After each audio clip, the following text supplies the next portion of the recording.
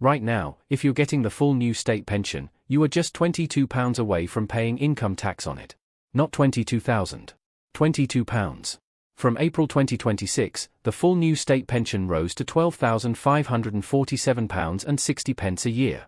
The tax-free personal allowance, the amount you're allowed to earn before HMRC takes a slice, is frozen at £12,570. That gap has shrunk to almost nothing, and the government has confirmed the freeze stays in place until at least 2031. The Office for Budget Responsibility says this stealth tax will drag 600,000 more pensioners into paying income tax by the 2026 to 27 tax year alone, rising to 1 million more by 2030 to 31.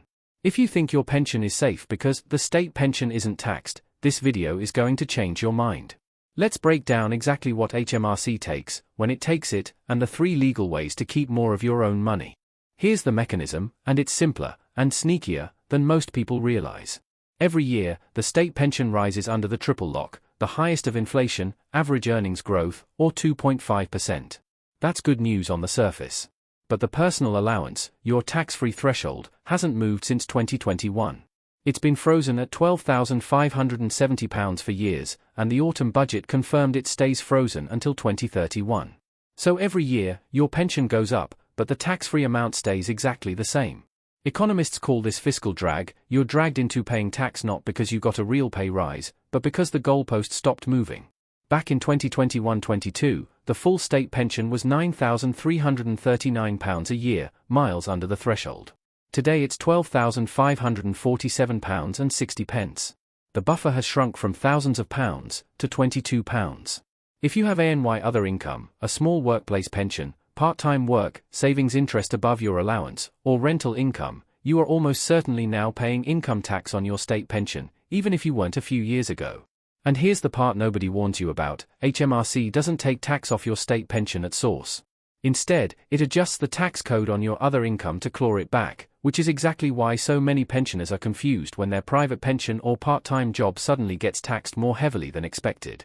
Most people know you can take 25% of your pension pot tax-free from age 55, rising to 57 from April 2028.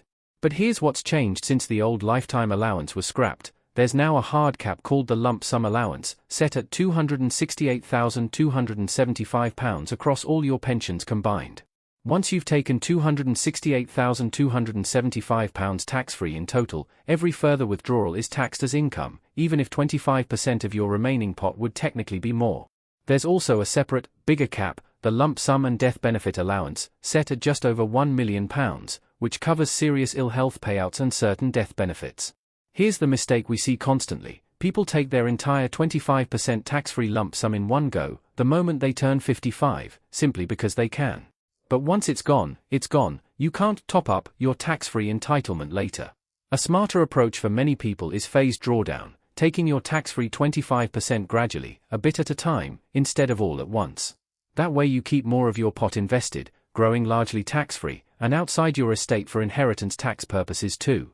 This is the one that catches out almost everyone the first time they touch their pension. When you take your first taxable withdrawal, your provider is required to apply an emergency tax code, usually 1257L, on a month 1 basis. Here's why that's brutal: HMRC's system assumes whatever you withdrew this month, you're going to withdraw every single month for the rest of the year. So if you take a £12,000 lump sum, HMRC calculates your tax as if you earn £144,000 a year, and taxes you accordingly. One real example: someone withdrawing £40,000, taking £10,000 tax-free and £30,000 as taxable income, ended up paying an effective tax rate of nearly 40% on that £30,000, when their actual tax bill should have been far lower. HMRC refunded over £190 million to pensioners last year alone because of exactly this kind of overtaxation. The good news: you can get this back. Depending on your situation, you reclaim it using one of 3 forms. P55, if you haven't emptied the whole pot; P53Z, if you've emptied it and have other taxable income this year; P50Z, if you've emptied it and have no other income. Or you can simply wait. HMRC reconciles everything automatically after the tax year ends on the 5th of April, and refunds you without you lifting a finger. But that could mean waiting up to a year for your money.